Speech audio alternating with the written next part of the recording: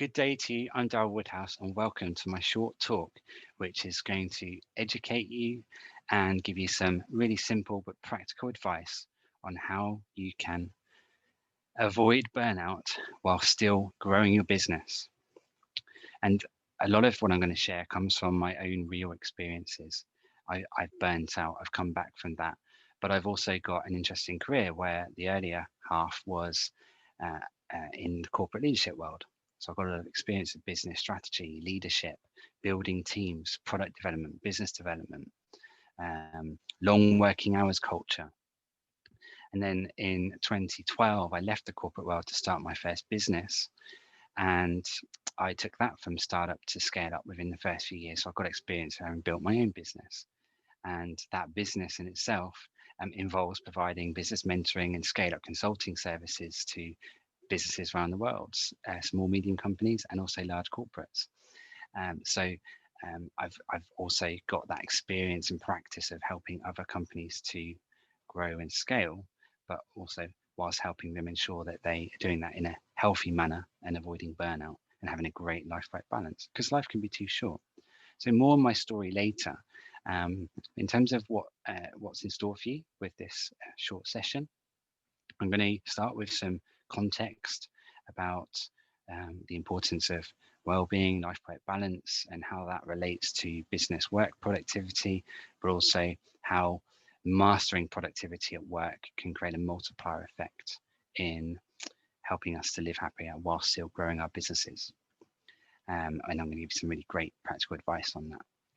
And if you'd like to contact me after today for any personal or one-to-one questions or to learn more about my programs, I'd love to hear from you.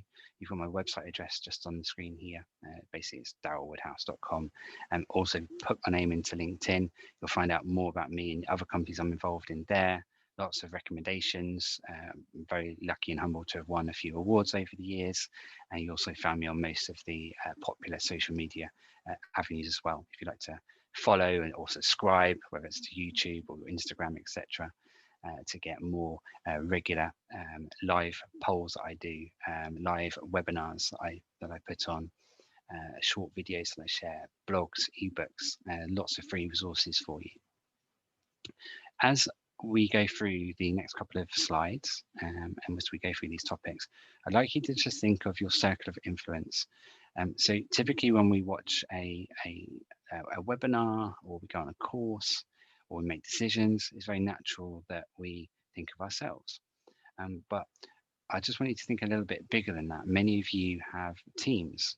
You have employed teams. You might have freelancer support, so you're outsourcing.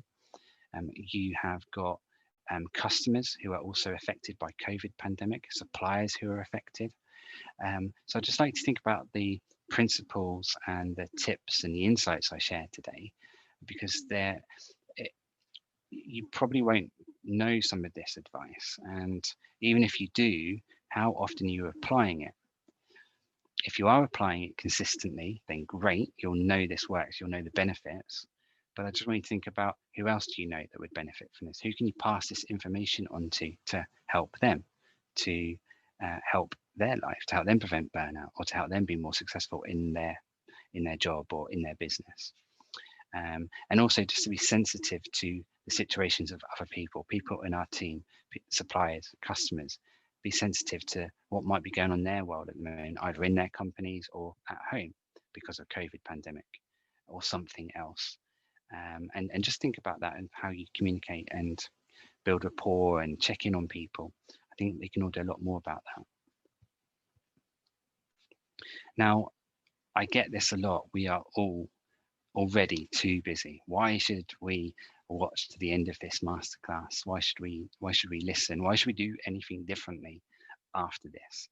Well, just to give you an idea, some of the things I expect you to experience and enjoy after applying some of the advice I'm going to share today. And if you want to go deeper, then obviously you need to talk to me about my amazing programs and my world first mobile app that is changing the lives and businesses of many right now. But these are the sorts of things that you can help with my free advice. You can get help from my free advice today, and you can get even more help if you're keen, willing, and if you're ready to have a happier life and a more easily fulfill your potential at work and in your business. So as you can see on the screen here, I'm sure you can read. I'm not going to read those out. They make quite good sense. But these are sort of some things you can expect to experience from watching the rest of this short lesson and following through on the actionable advice that I share. And the stuff that I share is not a nice to do. I can take this from my personal experience, from some tough spots as well. You know, it's not all been rosy for me by a long shot. It's not all been rosy for me. Lots of ups and downs, as many people have. But you know, the positive is if we survive and come back from those, you know, we're more resilient, we're stronger, we're smarter, we're more wiser to be able to better cope and get through anything, or most things, should I say. Not many of us predicted the COVID pandemic, of course.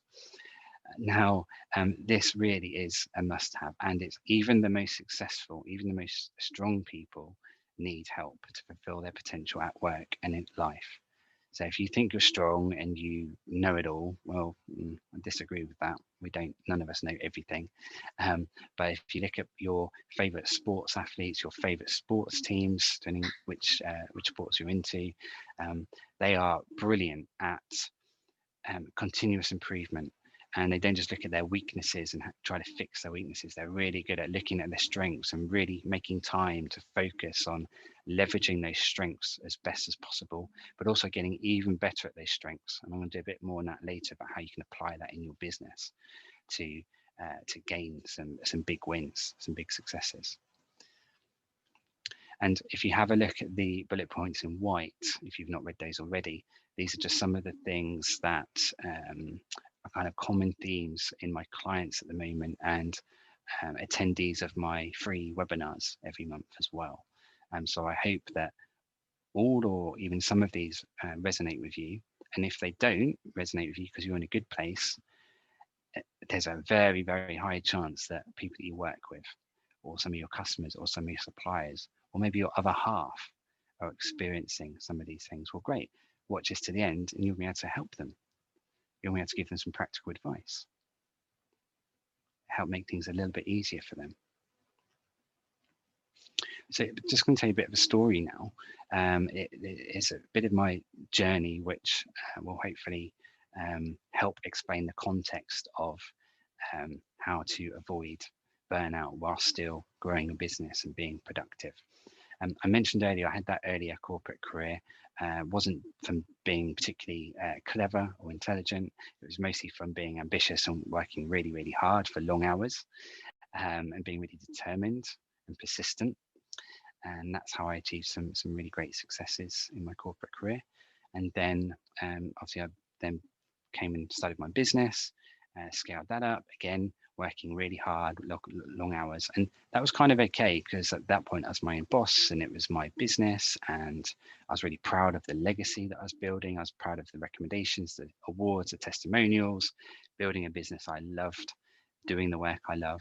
You know, it was brilliant, and still is, albeit it's been a little bit harder since COVID came.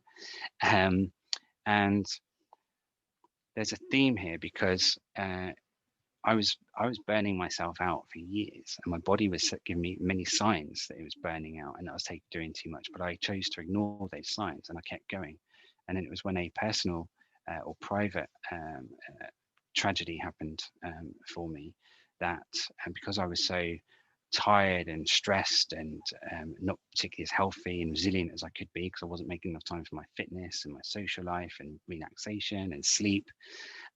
That personal tragedy kicked off a chain of events which just made everything far too much. So I crashed, I burned, I had a major burnout. It got very dark. We'll save some detail for another time if that's something you're interested in. And it just opened up my eyes once I recovered and came back from that, and I got therapy and I got help, and I got to a point of redesigning the life that I wanted, the working hours I wanted, the lifestyle I wanted,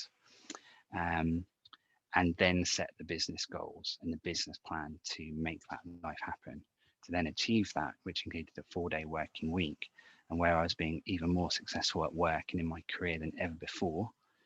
That that helped me realize that we really don't have to work long hours.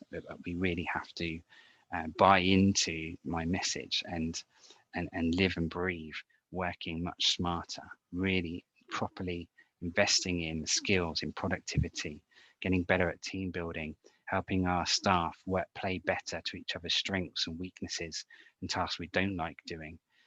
Different ways of driving up motivation, driving employee engagement. And we're blessed with a whole load of studies and research now that show us how much more successful and how much happier teams and workforces are, and individuals, when there is investment and proper quality investment and focus into well-being, life work balance, productivity, and saying no to this very long-standing traditional always on long working hours culture.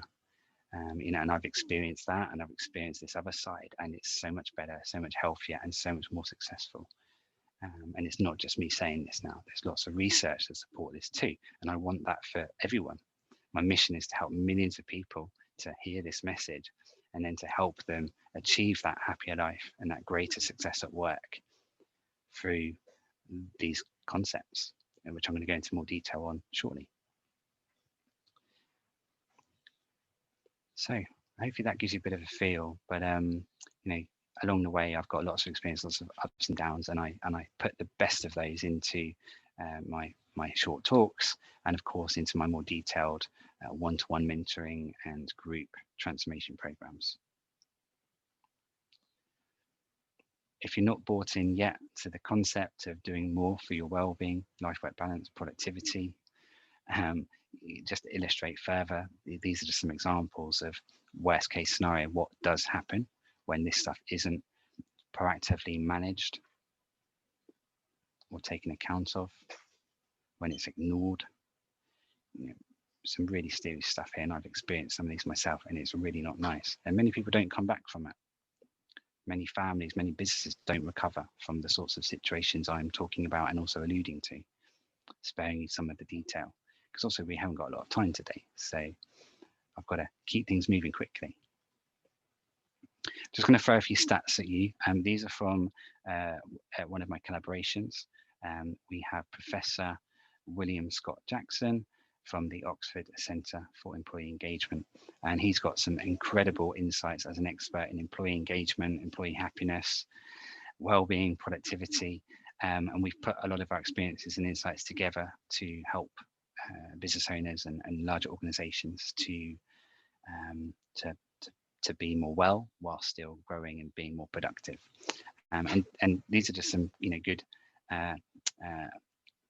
flags for you. Even just a small reduction in your well-being can create significant risk of some very, very horrible illnesses and conditions and situations.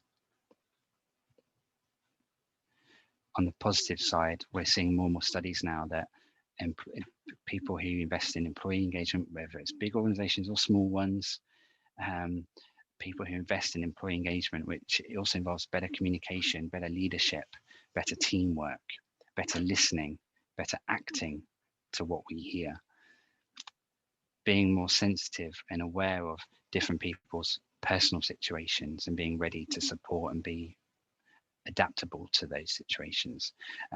Those who do that are seeing significant growth in income, profit, productivity, staff retention improvement, reduction in stress-related absence, whole load of benefits. So this really does make financial sense, and it also makes heart sense. If we care about people, we care about our circle of influence, it makes sense. If we want to make more money, it makes more sense to learn from this and do stuff about it and make some really positive changes. Just a couple of more stats for you here. Let's have a quick look. And these are probably my two favorite statistics. Despite the things I've just shared, only 12% of workers are fully engaged worldwide, and less than 17% report high levels of well-being. What? People who are well are more likely to do their best work. they are happier, they're more loyal, they have more energy. That in itself indirectly drives up more productivity. When you then also invest in improving productivity skills in the workplace, improving efficiencies, teamwork, better communications, better systems, not only does that grow the results of the company and the performance further, but it also indirectly boosts engagement and well-being, because everyone can see and feel more success, more infrastructure, more organization, more positive, proactive progress. And that creates feel good, that creates more satisfaction, it reduces stress. People are working better as teams, they have more morale, that boosts energy, happiness further. So what I'm saying is proactively improving our well-being as individuals and for our teams, for our circle of influence, it's a good thing to do anyway for our health and to enjoy our lives more, but it also clearly boosts our energy, boosts our productivity, improves our performance. So then when you focus on getting better at business strategy and better at productivity in the workplace, not only does that help grow your business further, but it also indirectly boosts well-being further too. So you have this multiplier effect, and that's why these two messages I want to take away: well-being, productivity. And now if you just visualize, you're hopefully now motivated that you're going to take action after today, and maybe you're going to give me a call and tell me how great this recording was and ask me some personal questions for some other help, etc., etc. Now just visualize, no matter how small or big your team is, what would the results look like if you applied some of what I'm talking about today, if you took action, if you made positive changes? And think about these lines here, just that first one. If even just you as an individual, if you worked 25% less hours whilst working 25% smarter, just pause for a moment, just imagine, what could you achieve? If you're not convinced, I always say, just try it for 4 weeks. Just try it and stick to it for 4 weeks and see what happens. I haven't had anyone yet tell me that this doesn't work. Only rave reviews, only results, more smiles, more profits. So what I've been talking around is we're also sowing the seed for my unique methodology, the Lifework Effect. The Lifework Effect is all about achieving this place of a happier life and greater business performance, greater career success. So how do we achieve that? How do we achieve the Lifework Effect? There's these 4 pillars that you see on the screen: strategy and planning, productivity mastery, life work balance, well-being. As I illustrated a minute ago, when you develop the first 2, it grows the business, which is great, but it also indirectly boosts well-being and life work balance, reduces stress, etc., etc. So that's all really good. When you then take the last 2, life work balance and well-being, points 3 and 4, or pillars 3 and 4, when you take those, then great. You're going to be happier, healthier, but it also indirectly boosts your energy and your productivity, and improves the quality of your work, enables you to do it more quickly to a higher standard. You have better problem solving skills, better innovation, less procrastination, less brain fog. So that's indirectly growing your business at the same time as well. And that's why for me, the working on the 4 pillars in tandem is a fantastic way to achieve the Lifework Effect. Little exercise for yourself: give yourself a score out of 5 for each of the 4 pillars. 5 being, I'm really confident, I think I'm doing all the right things, and yeah, I'm nailing it, smashing it. Then add up those scores out of 20, and this is, if you can hear in the background, this is our 7-month-old Madison Sky, so hopefully she's too not noisy, but hopefully you see it as a nice thing, a nice example of remote working. Coming back to the point here, if you give yourself that score out of 5 for each of the 4 pillars, add it up, that gives you a score out of 20. That's your Lifework Effect score right now. And that's a really good base point you can take. So when I share the other action points I'm going to give you, you can then, in a nice possible way, go away, make some of these changes, and then score yourself again, say 4 weeks from now. And well, something's gone wrong, let's say, if your score hasn't gone up by that point. Something's gone wrong, and maybe we need to have a chat about that. But yeah, it's a little tool for you, simple tool to measure where you're at, set some goals where you'd like to get to, and then make some changes in order to make it happen, and then measure how you go along the way. And that's the high level methodology of the life work effect, which I use in all of my programs. And now, these are some examples of how to raise your life work effect score. The first one here is another small piece of the methodology that I include in my products, the strengthener trio. It's so common in business that we focus on and identify our weaknesses all the time, and we focus on how we're going to fix them or mitigate, remove them. And that's great, because those are genuine risks and threats to our business or to our individual performance or to our livelihoods, whatever. However, the thing I've seen in even incredibly successful companies, small ones and big ones, where the trick that too many people are missing is we're not fully leveraging our strengths. Just because we're strong at something doesn't mean we're always going to be strong at it. It doesn't mean that because that USP is our business's strength, that there's going to be a new entrant to market or some new technology that a competitor brings in, and they're going to overtake you, and all of a sudden your strength becomes their super strength, and thus becomes your weakness, and effectively can kill your business. I've seen this happen too many times. That's just one scenario for you. So to give you something actionable you can do with this message, I want you to do these 3 things, and you need to write this down. Number 1, be really clear on your strengths as an individual or across your team, across your business, and there might be a whole load of them. And then come up with some ways that you can create more time in total using those strengths, leveraging those strengths. Number 2, look to increase the frequency that you use those strengths, that you're applying and leveraging them. And number 3, the best part, the most transformative part of the strengthener trio, is what can you do to get even stronger at those strengths? And this is what I mentioned earlier. Sports teams, our favorite sports stars, they're really good at this. And there's so much we can take inspiration and learn from those sports people to help us get ahead faster, more easily, with more fun, more health along the way. So that's the strengthener trio. And I really look forward to hearing some of your successes, because I love to hear feedback and I love to hear how people get on. I love to hear what you take away from today. So that's the first one for you, first little gift. Number 2, exercise more. Most people or on average anyway, people have gained weight during COVID, which is no surprise for various reasons.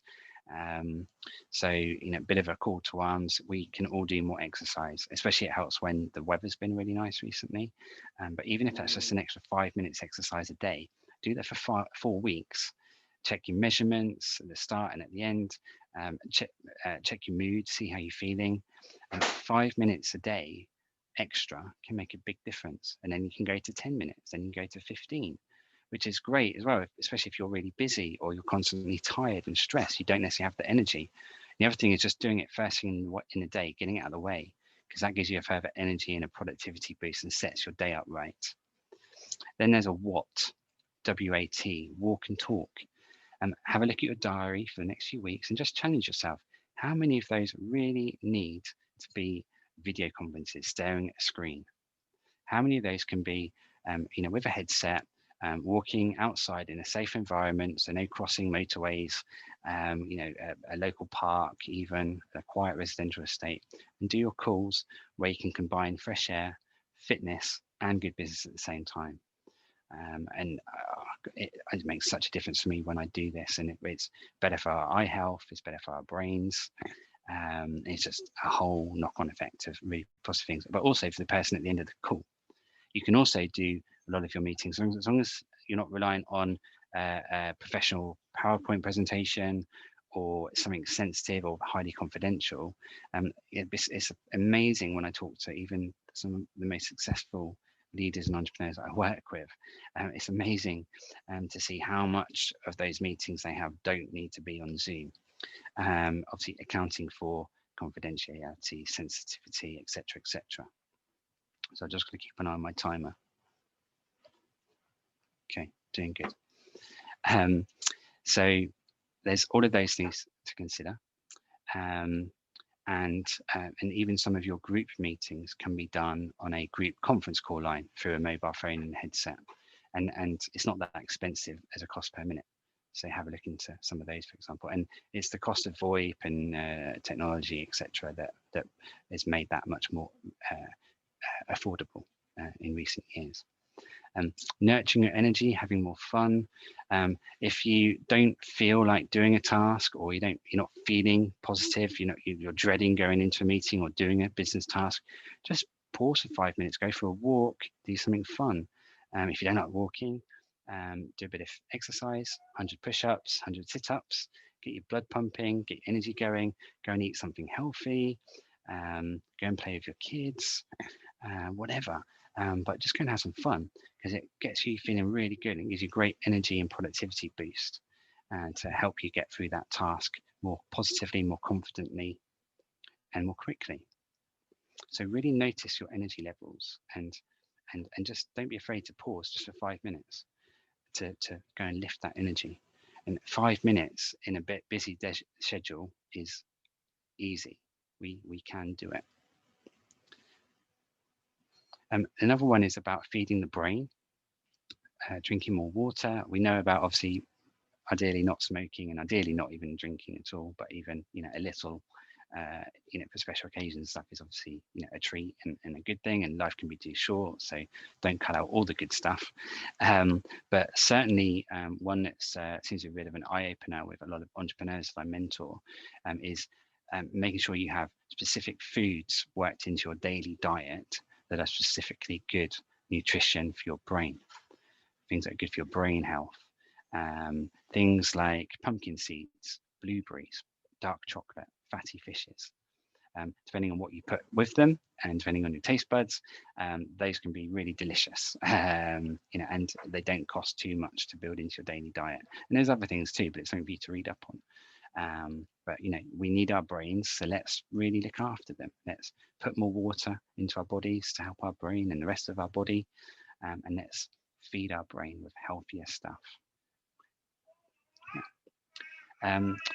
Last but not least, and you might have gathered there's more than 7 pieces of action and advice through this session, but I'd rather you have more than less. So this is about not giving our time away so easily, giving into those time gremlins. There's so many people in our business, customers, suppliers, colleagues, in our personal lives. There's so many people that are very, very happy to take our time away. And then once we've given that away, we're not going to get that time back. And this is just a trend and a trait, I guess, I see in too many people, successful people too, where because we want to help and we want to be nice, we say yes too often, even when that goes against our own business plan, our own goals, even when that's to our own detriment of well-being and health and life-work balance. This is a call to arms to start saying no more often. And also, for example, just because they're asking you to help them fix something now or to do something now, doesn't mean it has to be done now. If you're in the middle of something that's more of a priority, more urgent, then just explain that to them. Just say that I'd really love to help with that. I've got a bit of a challenge though, because I really need to do this, which is important to be done now for this reason, to explain the why, help them understand. And then a couple of things happen. You can offer to them, my diary should clear up more 2 days from now. Is it okay if we book some time in and cover it then? Obviously, hopefully they'd say yes to that. But what happens more often than not is they've actually then gone away and fixed it for themselves, because you've given them the opportunity, or even nicely forced them to go and think for themselves, to come up with the solution themselves, and not to rely on you, and to be sometimes quite lazy in just coming to you with a problem and expecting you to give them the answer. So that's just one example. You've got the PWP, the Perfect Week Planner. What does your perfect week look like? How many hours are you working? When does work start? When does it finish? When are you in the gym? When are you with your family? when you're having a date night, when you're doing your hobbies. Make sure you're planning enough time for everything and mapping out what it would look like in a perfect world, and then do your best to work towards it. Saying no more, being better at time management, upskilling on productivity mastery. Tech fast. Have, don't do any screen time as a household or a family on a Sunday, for example, a whole 24 hours. Go and do some non-tech related fun together. It's a good challenge. So many people I know have now done this from my advice, and they've raved about it, and they do it regularly now. So it's a really good one, especially when we're now more reliant on technology, and it's not good for our eyes or our brain health. So that's gonna, if 24 hours is too long, maybe just try and do it for like 3 hours or something, and start small. And then the last point is about the 20-20-20 rule. We are straining our eyes, we're damaging our brain function, which in many cases can't be undone by staring at the screen for too often and not giving our eyes a rest.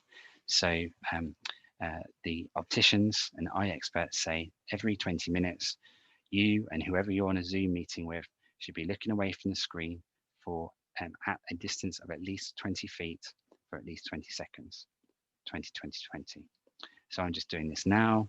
It feels roughly about 20 seconds. I'm not timing it, but yeah, if you see I was slightly looking away from the camera, that's me doing this now and protecting my long-term eye health and my brain function.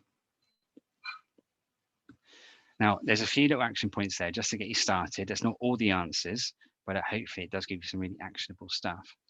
Now, if it feels like too many ideas at once, just start with one change per week. And if you do one change per week over 12 weeks, you really can, and it's proven, you can have significant impact and results towards achieving a higher life work effects score, that happier life, that greater business performance without burning out, without working long hours all the time. Now, if you've liked what you've heard today, if you want some more help, if you're open to it, if you're serious about living this lifestyle and this increased business career success that I've been able to enjoy, and now many of my clients have, I am every month at the moment, for the next couple of months, I'm giving away free passes to my 12-week transformation program, which includes my world first mobile app that is helping individuals just like you to transform life-work balance, productivity, and business success. All you need to do to enter is just email me through my email address here with the following questions, or answers to these questions. What did you like about this session? What could have been better? And what will you do differently? So just a couple of sentences. It's a good activity you should do for yourself anyway, but it also helps me so that I can improve my future talks and my future sessions.